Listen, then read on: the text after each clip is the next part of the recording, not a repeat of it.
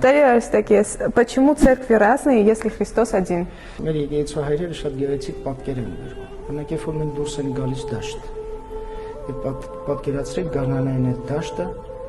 մի գույնի ծաղիկներով ալեցում։ Ինչքան սիրուն է, չէ՞, փառավոր սիրուն է։ Իսկ երբ որ այդ ծաղիկները բազմերանգ են, բազմաձև են, այդ մեծ ներդաշնակության մեջ մեծ գեղեցկություն կա։ Ուրեմն սա նաև աստվածային կամք է,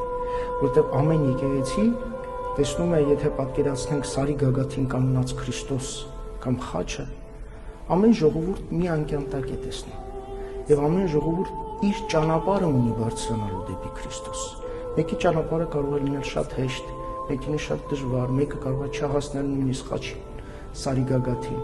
բայց բոլորի հայացքը, երբ որ վերև է բարձրանում, վերևում վերջակետում Քրիստոս ինքն է։